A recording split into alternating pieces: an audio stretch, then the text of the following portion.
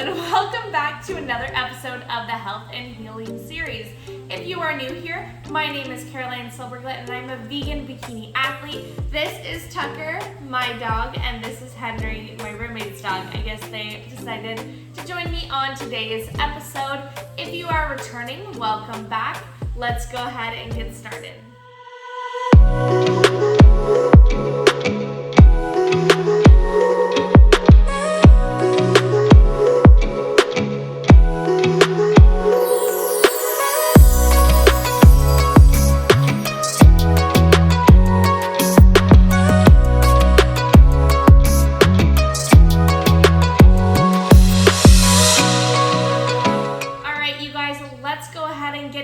So for today's episode, I really wanted to talk about kind of just the ins and outs of becoming a bodybuilder, just from a logistics standpoint.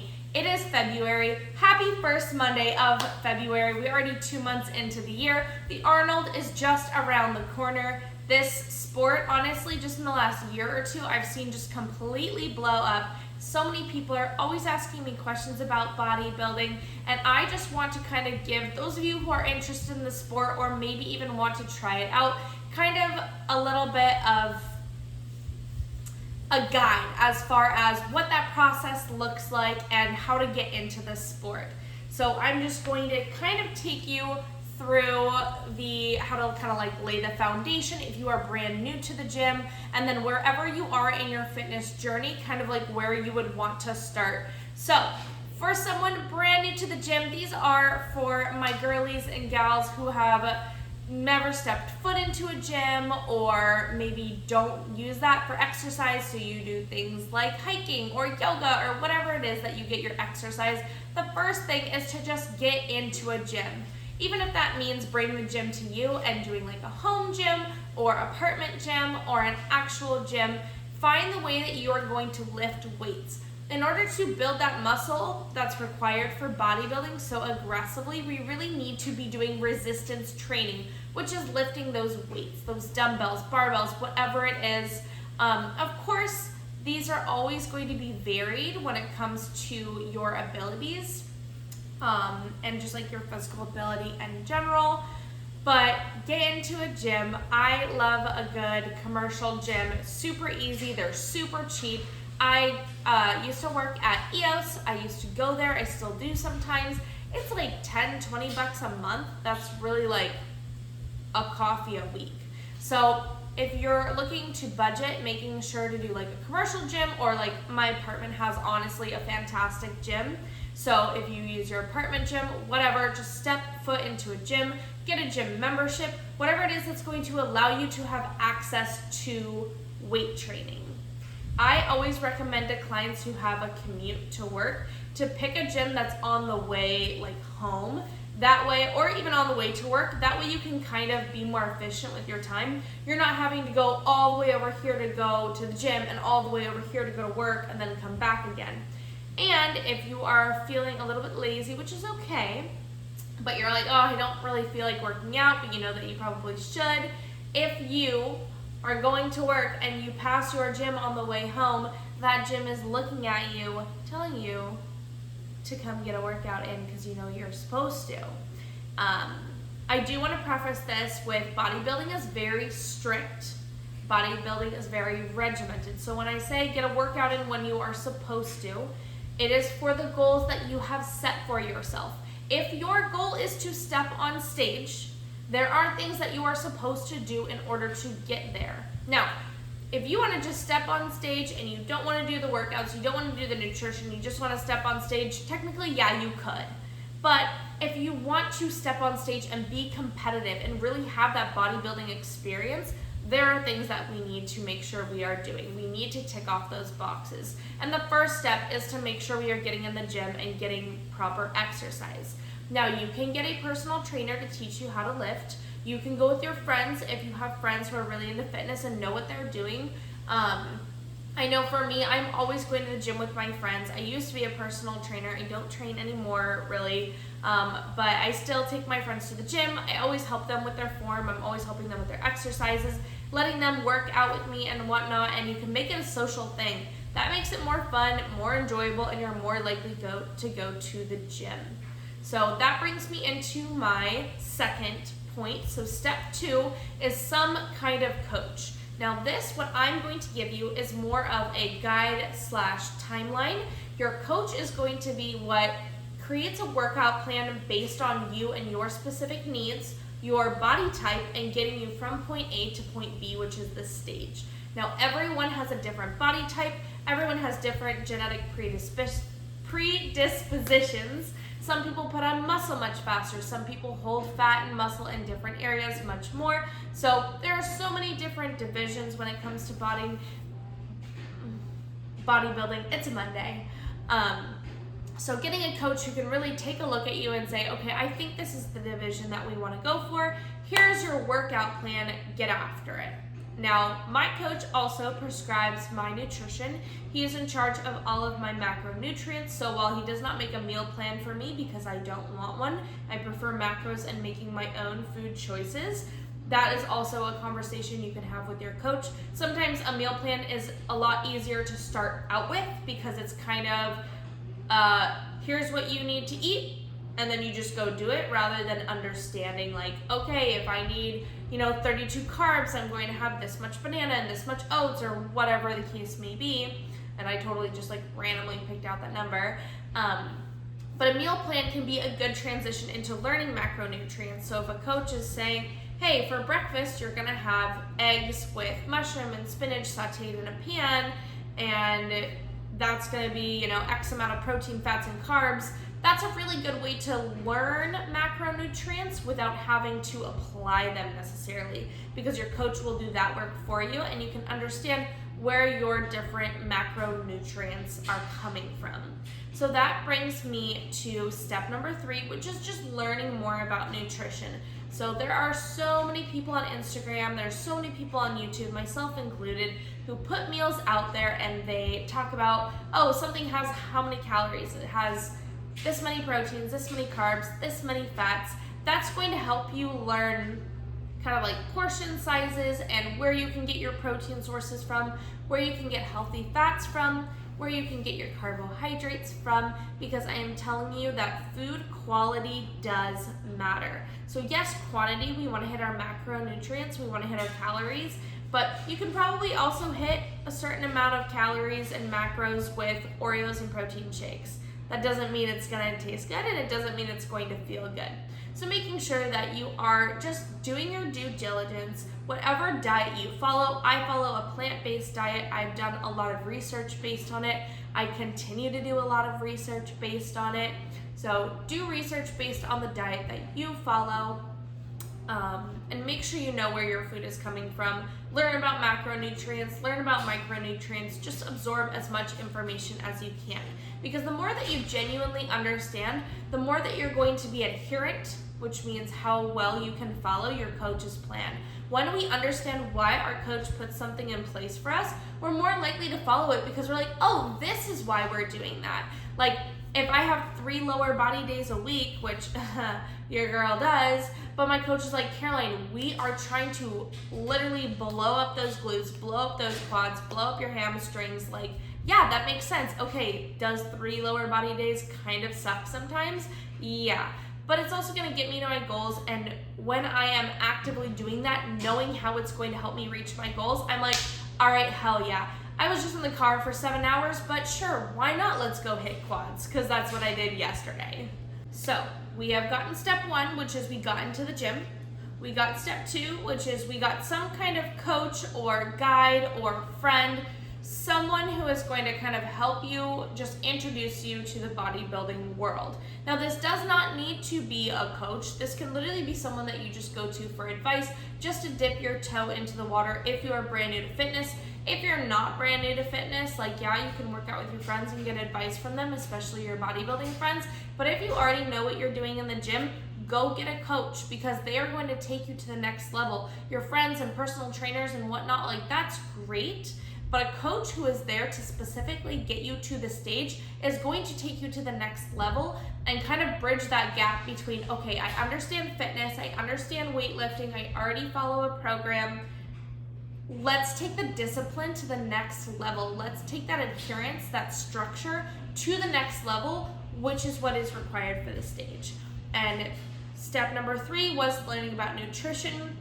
When it comes to nutrition, something I use is MyFitnessPal. The premium feature is like $80 a year. I've had MyFitnessPal for 3 years now, maybe a little bit more.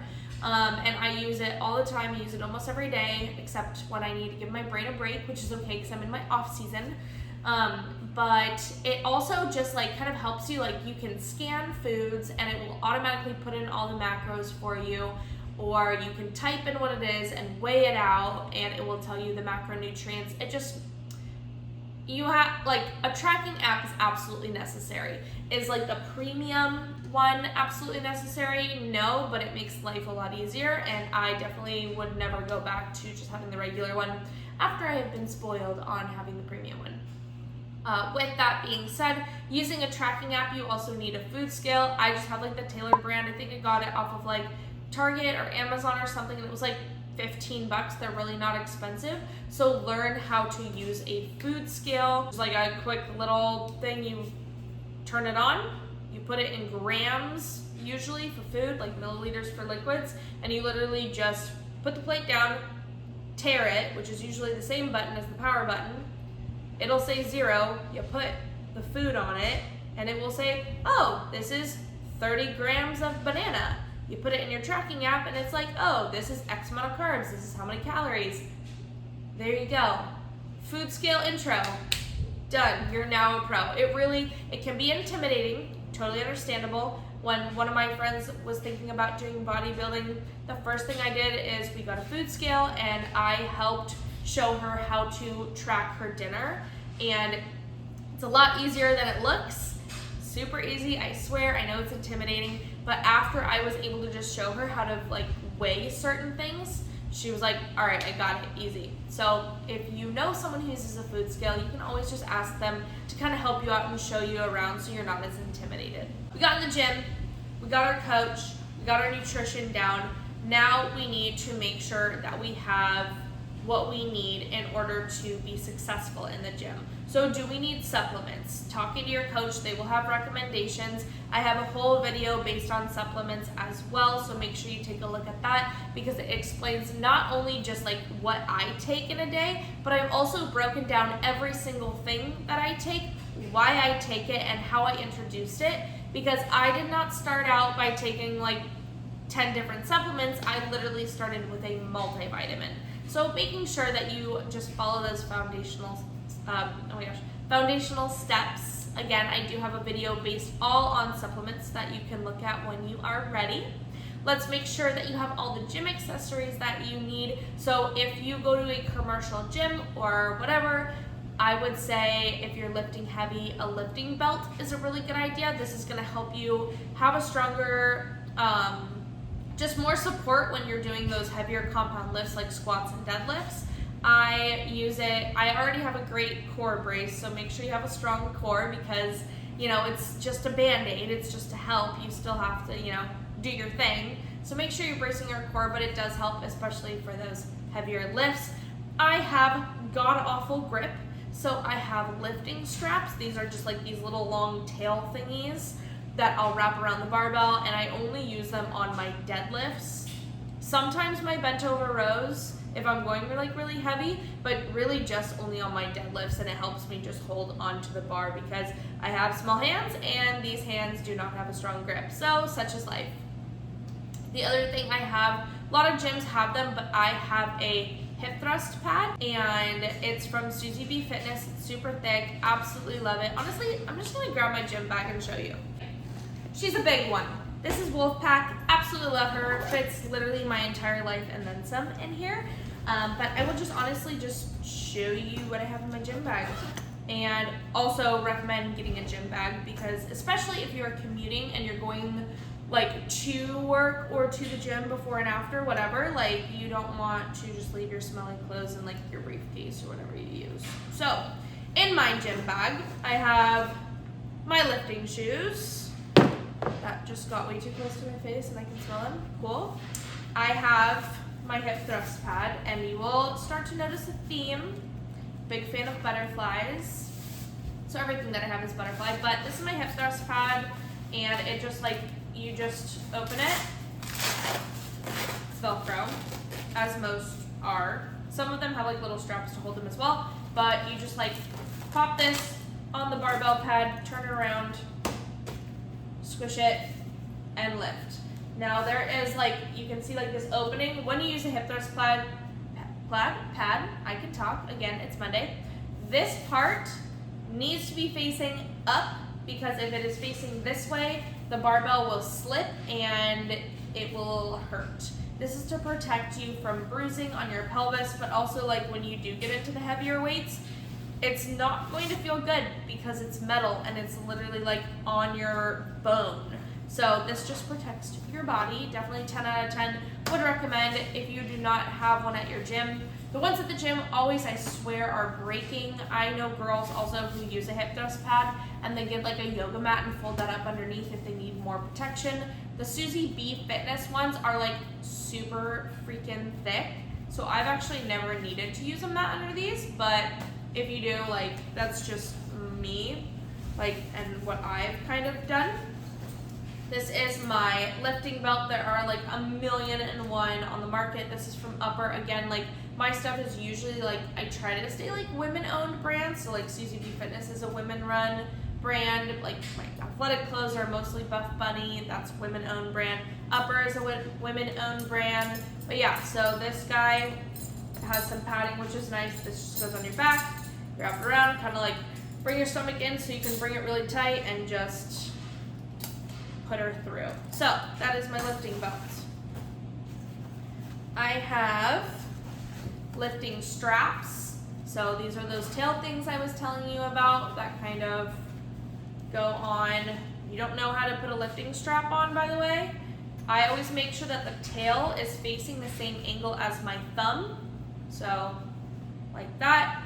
Wrap it around the barbell. I do it into my hand. Do I? Now that I'm saying that, I'm like, do I? Yeah. Into my hand, towards my thumb, so I can kind of use my thumb to put it around. Honestly, I should really do a video based on how to use these things and other gym equipment. That's a good idea. That's going on my little list. As I like talking to myself. Everything's fine, we're fine. My neighbors are like, she's crazy, and that's okay. Ankle straps, again, not necessary, but I've also noticed a lot of gyms do not carry these, and if they do, there's like one, and it's like super frayed and disgusting because every single person and their mom has been using them, so the Velcro does not even work. So, here she is. I have 2 of them. I put one on each ankle so I don't have to constantly go back and forth, and it makes my life a lot easier. You just clip them onto the cable. So, not all of these are necessary, but if you were to only get one thing, if you're gonna lift heavy, I would say a lifting belt. And I think that's actually kind of it. Yeah, that's all I have like in my gym bag. Now, obviously you need to wear clothes at the gym. So now we are starting to get into more like accessory type things and deeper into bodybuilding. So we've already gotten in the gym. We already have our coach or whoever's going to guide us through this process. Even just initially, you know, we've got our nutrition down. We have our tracking app, our food scale, our gym equipment and whatnot. Now we need to make sure that we have gym clothes. So you can go to Target and get, you know, whatever, Walmart. I use 2 brands primarily, Buffbunny and Bombshell Sportswear. I am absolutely obsessed with both of their brands and I highly recommend them. I don't have a discount code for them. I'm literally just obsessed with them, so I'm not getting paid or anything to say this. I just absolutely love Buffbunny and Bombshell. It is all I wear. Whenever I wear them, I get compliments, and when I don't wear them, I don't get as many. So I've decided I will just wear those too because they look real good. So big fan of those. If you are sending check-ins to your coach, usually they're fine with like doing it, like if you're men, like I think in your like underwear and then like or like shorts, and like women normally do a swimsuit, but I do have a posing suit and it's just like I put it where my heels are and it's there all the time. If you are a female competitor, You can use whatever heels initially, but as you start to get deeper in the process, I do recommend getting a pair of heels. I know Amazon has a bunch, and there are so many different brands out there. I use the Shoe Fairy. They're just super easy to clean. They're super comfortable. And primarily that, I believe, is where most people do get their shoes from.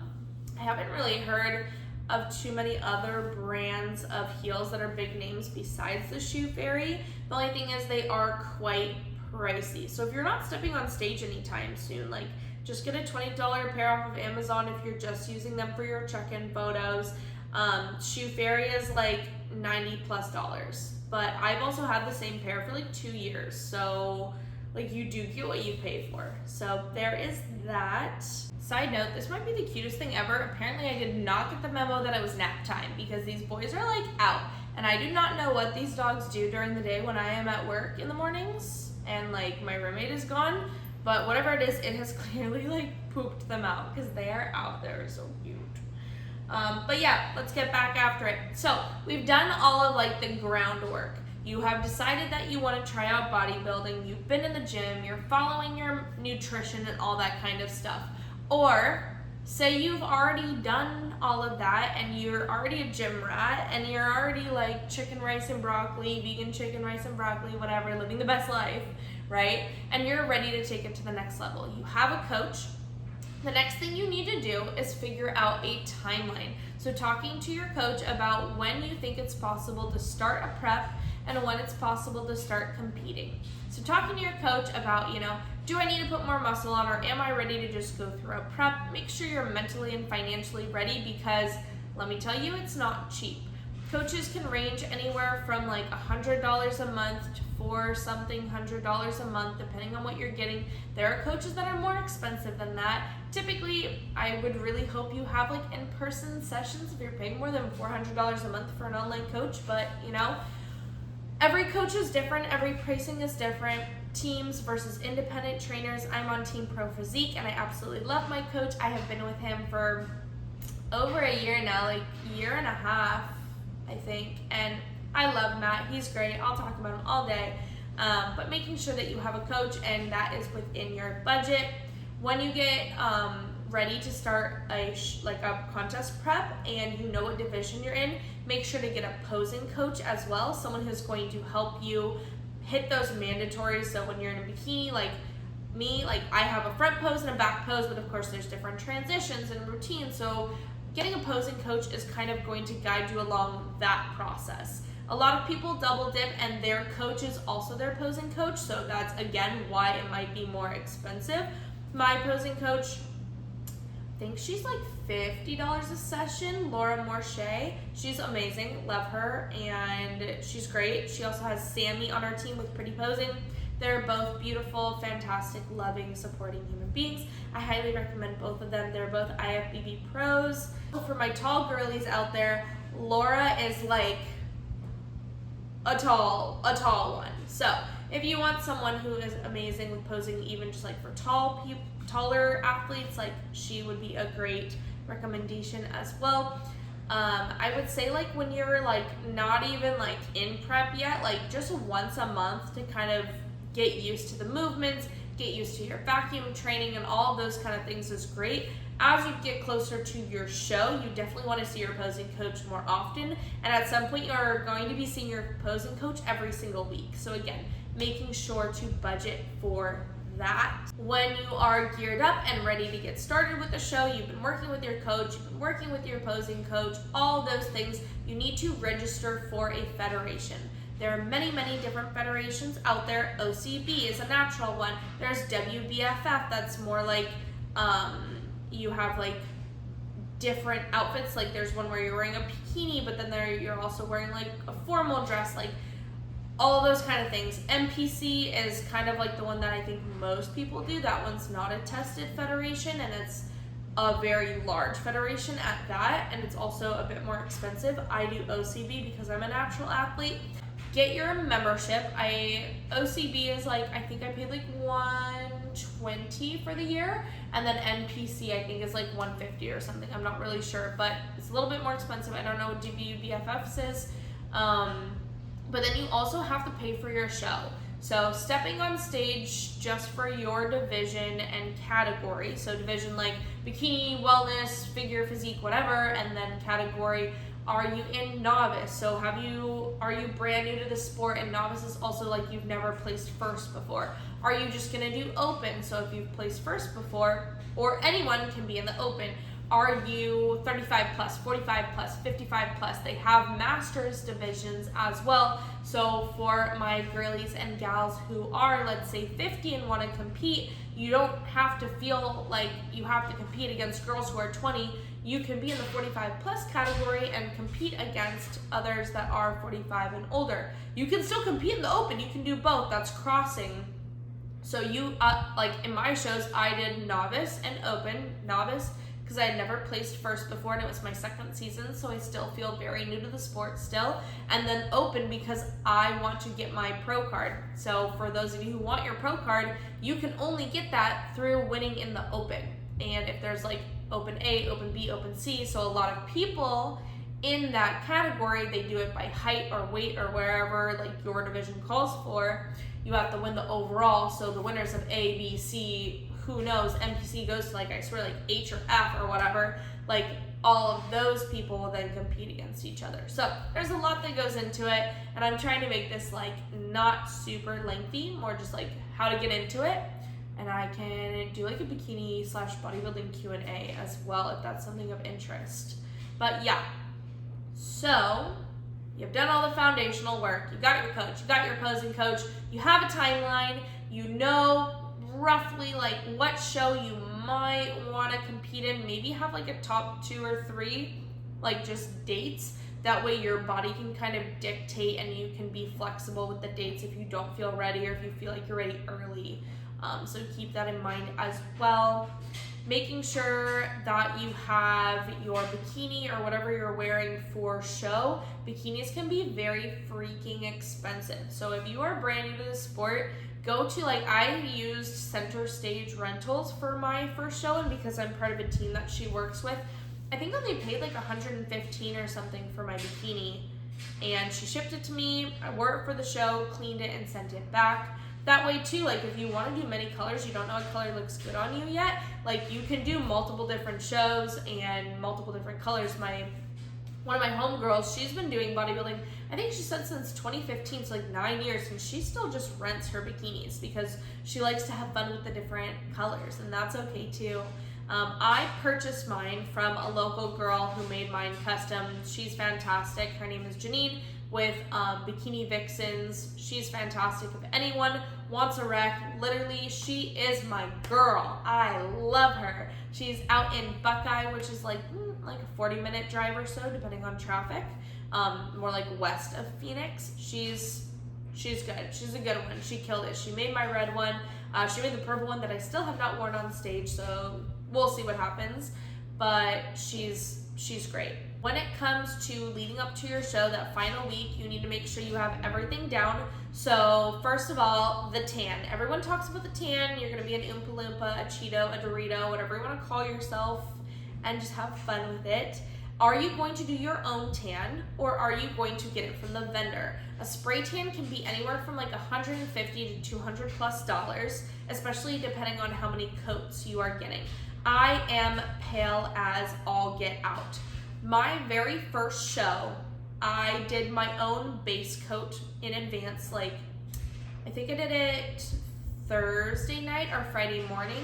And then Friday night, I got a coat from Protan, who is the vendor at my show. And then I got my competition spray Saturday morning. So if you go that route, that can be quite a bit more expensive. Protan makes it do-it-yourself, and I bought that. I've like bought it in bits and pieces because I've like kind of just gotten one thing at a time. So I can't tell you for sure how much that was, but it was significantly cheaper than getting it from the vendor. And I just had a couple friends help me. So as long as you're very comfortable with your friends, because you are going to be completely naked, I am telling you, you will only, if you have long hair, have your hair up in a hairnet and absolutely nothing else on, and it will spray you.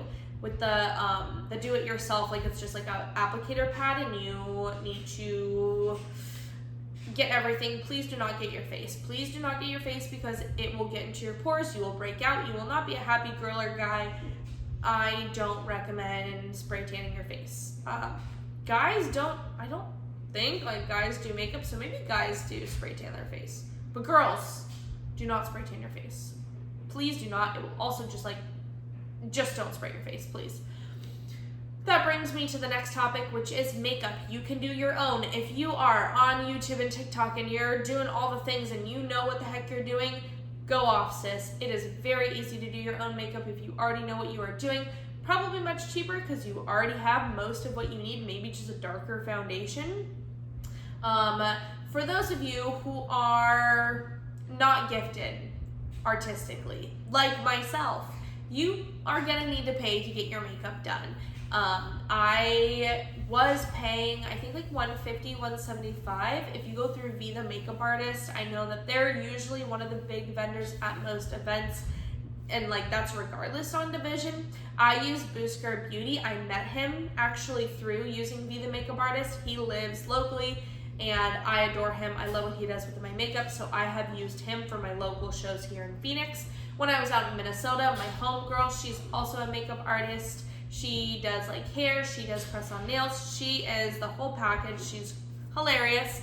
If you want someone just to literally just like laugh your butt off with, her name is Talia, and I use her for my makeup when I'm traveling, and I think I will probably start like flying her out because she's also my best friend and I have known her since I was 2 and I love her and she made me look so beautiful, so I will keep her. To get your hair done, I'm not gonna lie, you can do that yourself. Like you could pay another $150 to $175 to get it done, that's fine. I have always done my own hair and I feel like I've always kind of killed it. I curled my hair the first show and then this last season I crimped it. I just got a crimper for $30 off of Amazon. I still use it all the time. I love how my hair looks, all that fun stuff. Also talking about hair, you can get extensions as well. Most girls do. With prep, your hair does tend to thin out usually as well. So I did clip-in extensions for my first show and that looked honestly totally fine. And then this last show, I got hand-tied hair extensions.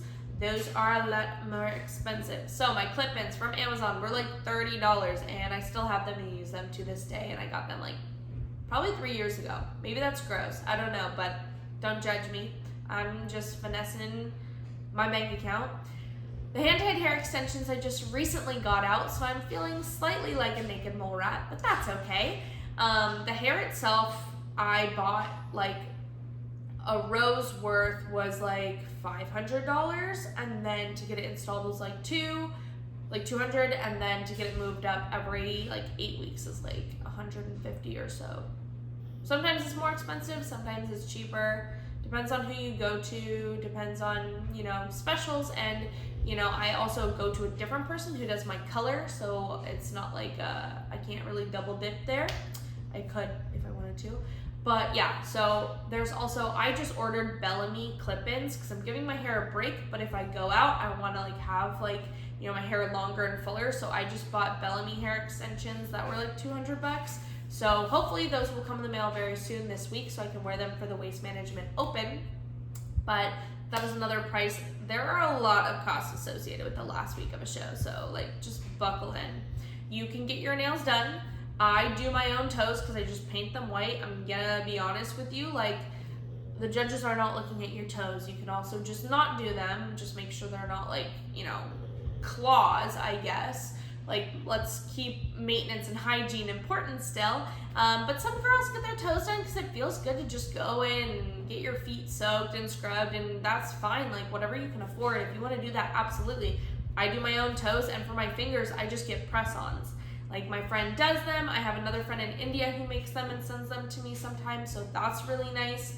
Or I'll just go to Ulta and grab press-ons. I put them on. I literally put my nails on backstage last show, and I was just fine because those are all just fun. You need to make sure, though, if you are a female, that you do have your jewelry. So earrings are kind of like an essential, and then a bracelet or 2 bracelets on each wrist. I think I think I do bracelets on both wrists. I'm like trying to think. I don't know why I can't think of this. I either do one wrist or two, but I'm pretty sure I do two, and I do my earrings. Some girls will wear a ring. That's great. I don't recommend the necklace just because it takes away from the physique. Your bikini is already sparkly enough, and you're putting the sparkle around. The necklace is just going to be way too distracting.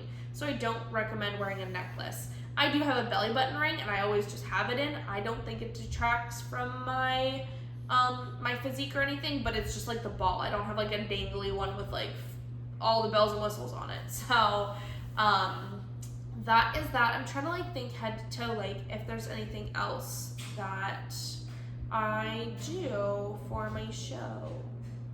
I think that might be it. When you're backstage, bring your own bands, bring like a 5-pound, 10-pound dumbbell or something like that. Most shows have that stuff backstage, but like it's just better to bring your own because then you're not like hoping to use something that someone else's, and you can just live in your little duffel or whatever. I do bring a little duffel bag. Honestly, I need a roller bag because it always rubs on my shoulder and I feel like I screw up my tan. So get some kind of show day bag, bring a blanket, bring all your backstage food, and I can always do a video of like what goes into my show day bag. Natalie Matthews has been doing this for years, and she has a great show day bag video as well. I have a lot of stuff to link for you all. But yeah, and then post-show meal. Go do your thing. Go have fun. Like every coach has different kind of like recommendations on what you do after your show, and it's also dependent on how soon your next show is, if you are doing a next show. When I had a show 8 weeks after, I went to True Foods Kitchen. Their menu is based on an anti-inflammatory menu. I was like eating charred cauliflower and like I had pizza, and it's like actually fantastic, but I shared all my food. I didn't eat too much. I didn't get too stuffed, and I felt great. I bounced back super quickly, got back to the gym, killed it in my next show. After my second show, we went a little crazy and had like a bacon cheeseburger that was like, of course, vegan. It was a vegan bacon, what was it? It was a peanut butter bacon burger is what it was. And it was so freaking good. But I ate foods like that, and I had my head in the toilet that night because I was not feeling good, because when you are so lean, your body is like, what are you putting into us? So just keep that in mind. But yeah, I think that's like kind of a rundown of just like a very quick, brief timeline of how to get into bodybuilding if you're interested. And like an idea, heads up, like you need to make sure that you are financially ready to take on that responsibility, because it is expensive, and there are all types of corners you can cut to budget. Like I did, like I feel like I made my shows like pretty fairly budget friendly, but I still spend a lot of money, and I'm still with my coach paying X amount every month. So just keep that in mind. Make sure you're mentally there as well. I see a therapist. I've seen therapists for a very long time. She really helped me kind of stay grounded and present. Make sure you have a good, strong community, both like in and out of the gym. I have a great gym community of friends that go to the gym and bodybuilders, and then I also have just like a lot of friends as well who are not bodybuilders that kind of take me out of that mindset once in a while. But yeah, just make sure that you're ready, make sure you know what you're going into.